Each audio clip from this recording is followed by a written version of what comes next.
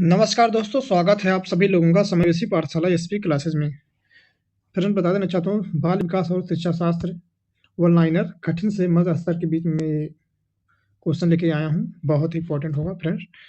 सारे क्वेश्चन बहुत ही चुनिंदे लिए गए हैं जो एग्जाम के लिए बेहद ही इंपॉर्टेंट होंगे। CTET, UPTET, KBS, NBS exam इत्यादि के लिए बहुत ही ज़्यादा अच्छे होंगे यहाँ से। तो फ्रेंड्स, ज़्यादा देरी ना करते हुए चलिए शुरू करते हैं। चैनल पे नए हैं तो लाइक कीजिए, सब्सक्राइब कीजिए और शेयर कीजिएगा वीडियो अच्छी लगी तो।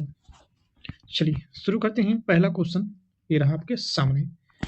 देखिए लिखा है, सीखने के लिए आकलन, असेसमेंट ऑफ लर्निंग। क्या लिखा है? सीखने के लिए आकलन, असेसमेंट ऑफ लर्निंग। ठीक है ना? ये क्या चीज़ है बताइए। तो उत्तर क्या बनेगा इसका? सीधे हम पढ़ेंगे। देखिए उत्तर है, छात्रों को सुधार के लिए रचनात्मक प्रतिपुष्टि, फॉर्मेटिव फीडबैक देना। अच्छा बताइए, रचनात्मक प्रतिपुष्टि जो होता है ना, ये रचनात्मक प्रतिपुष्टि जो होता है ना, ये फॉर्मेटिव फीडबैक जो होता है, इसका मतलब जानते हैं आप लोग क्या होता है? इसका मतलब ये होता है कि फॉर्मेटिव मतलब ये होता है कि रचनात्मक। क्लास के दौरान क्लास के दौरान ही प्रॉब्लम को सॉल्व कर देना क्या होता है? रचनात्मक मूल्यांकन हो जाना। ठीक है? तो फीडबैक देना ये फॉर्मेटिव होता है। ठीक है? और समेटिव एक होता है जो ना योगात्मक मूल्यांकन होता है, वो क्लास के अंत में किया जाता है और क्लास के दौरान में ही जो शिक्षण कर दिया जाता है, प्रॉब्लम को सॉल्व कर दिया जाता है, तो वो चीज़ जो होता है फॉर्मेटिव होता है। आ गई बात समझ में? चलिए क्वेश्चन नंबर 2, किस प्रकार की शिक्षा को शिक्षा के अधिकार अधिनियम 2009 आरटीई एक्ट में अनिवार्य किया गया है? तो उत्तर है 6 से 14 वर्ष के बच्चों के लिए निःशुल्क और अनिवार्य शिक्षा की बात। नेक्स्ट क्वेश्चन, एक शिक्षक को अधिगम की प्रक्रिया में बच्चे की त्रुटियों को कैसे देखना चाहिए? उत्तर है, त्रुटियां सीखने की प्रक्रिया का एक स्वाभाविक हिस्सा है और बच्चों की सोच में अंतर्दृष्टि होती है। बुद्धि और व्यक्तित्व, इंटेलिजेंस एंड पर्सनालिटी से हम चैप्टर से अब यहाँ पढ़ेंगे। देखिए ये रहा चैप्टर जो आपका ना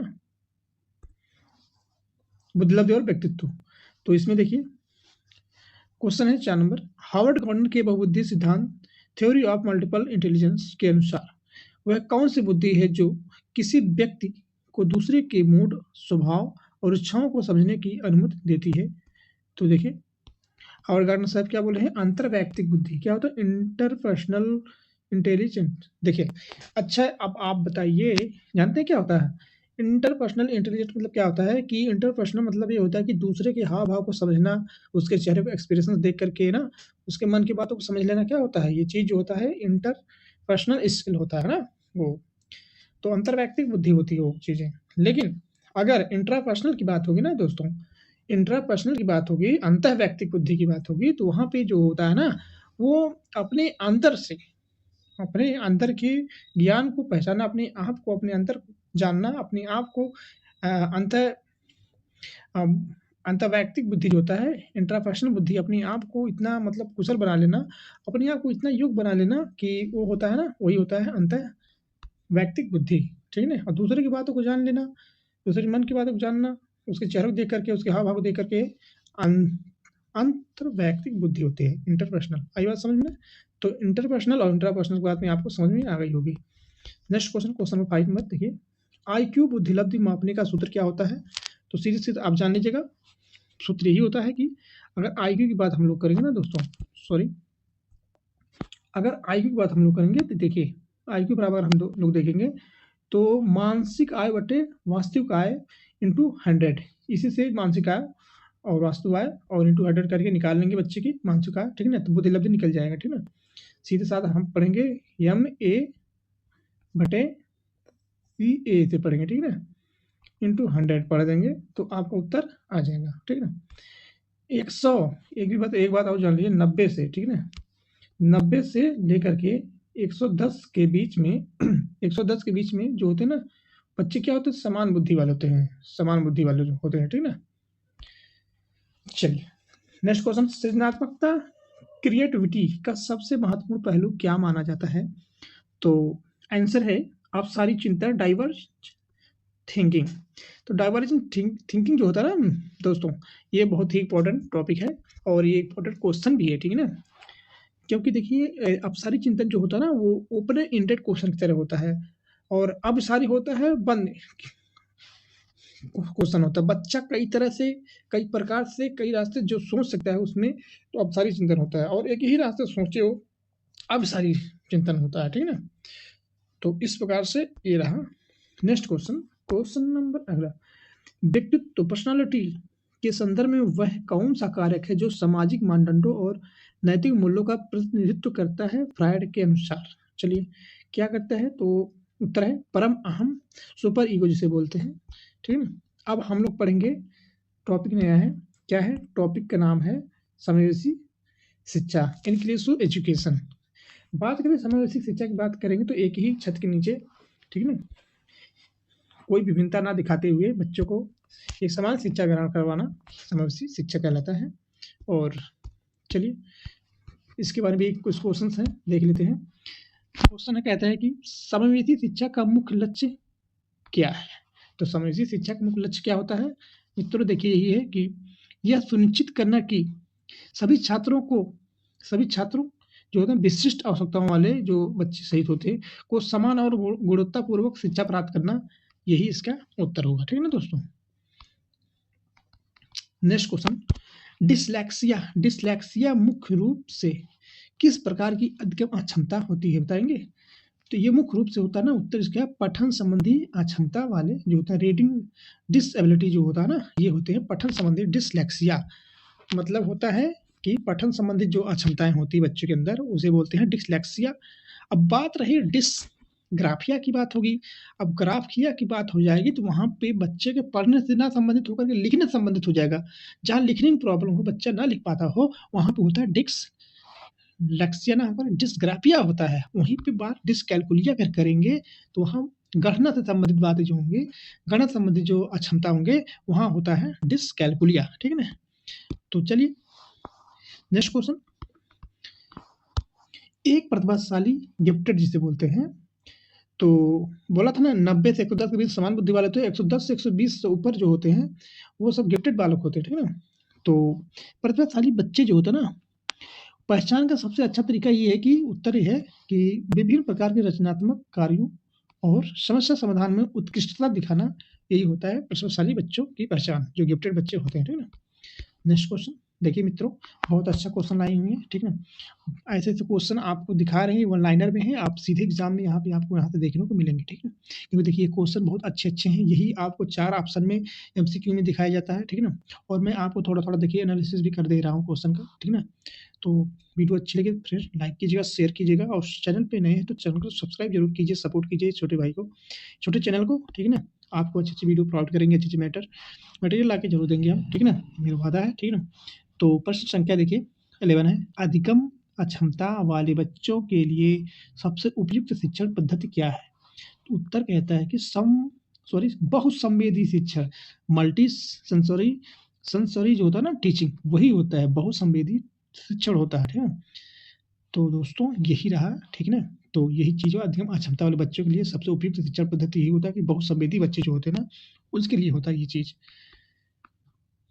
और बाल केंद्रित शिक्षा और प्रगतिशील शिक्षा के बारे में अब हम लोग पढ़ेंगे, क्या, बाल केंद्रित शिक्षा।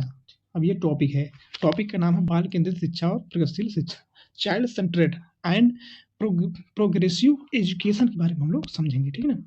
तो ये रहा क्वेश्चन आपके सामने, देखिए कहता है कि बाल केंद्रित शिक्षा में शिक्षक की भूमिका क्या होती है, बताएंगे।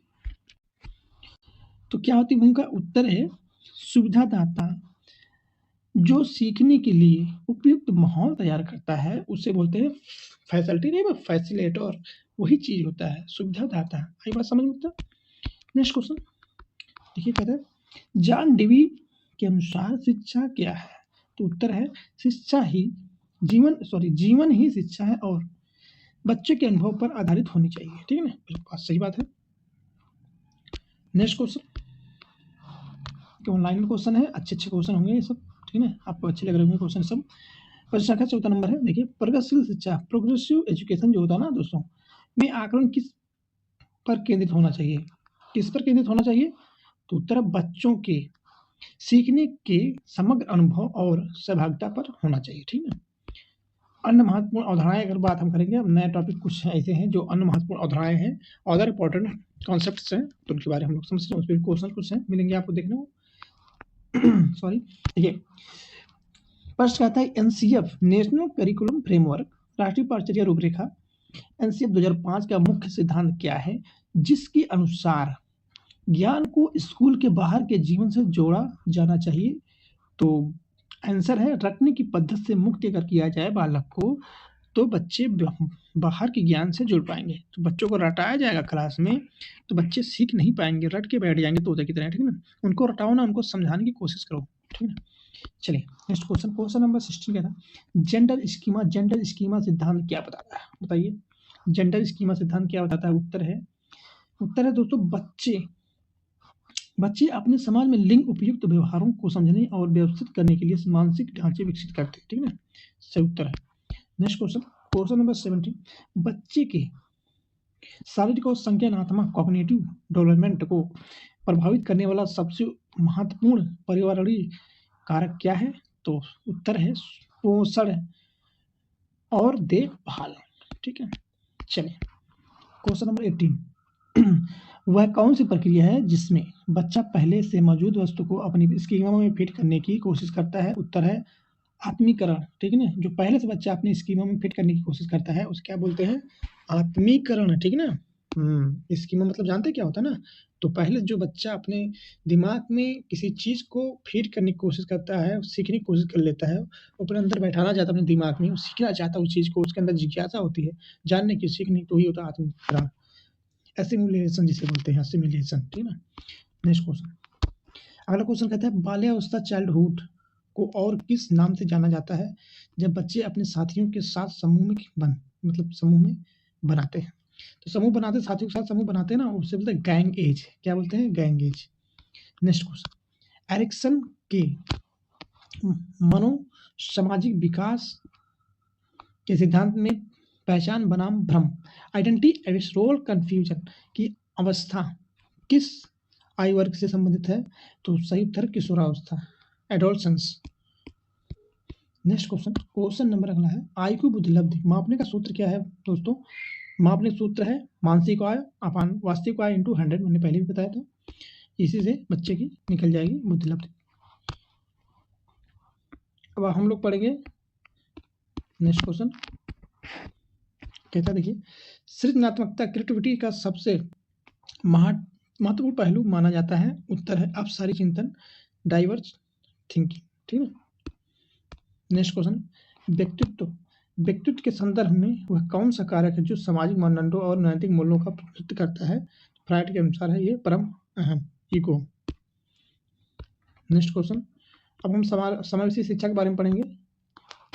देखिए समावेशी शिक्षा का मुख्य लक्ष्य क्या है? यह सुनिश्चित करना कि सभी छात्रों को विशिष्ट आवश्यकताओं वाले बच्चों के समान गुणवत्तापूर्ण शिक्षा प्राप्त करना, ठीक है ना। तो दोस्तों ये रहा लास्ट क्वेश्चन, एरिक्सन के मनोसामाजिक विकास के सिद्धांत में पहचान बनाम भ्रम, आइडेंटिटी रोल कंफ्यूजन की अवस्था किस आयु वर्ग से संबंधित है? कुछ क्वेश्चन रिपीटेड हो गए हैं तो माफ कीजिएगा फ्रेंड्स। देखिए तो ये रहा आखिरी क्वेश्चन, रहा लास्ट क्वेश्चन। तो दोस्तों वीडियो कैसे लगी और चैनल पे नए हैं तो लाइक कीजिएगा, सब्सक्राइब जरूर कीजिएगा, सपोर्ट कीजिए छोटे चैनल को, इससे अच्छी कंटेंट मैं आपको लेके दूंगा, ठीक है ना। बस सपोर्ट कीजिए आप लोग। तो मिलते हैं अगली वीडियो में, तब तक आप लोग हंसते रहिए, मुस्कुराते रहिए। जय हिंद, वंदे मातरम।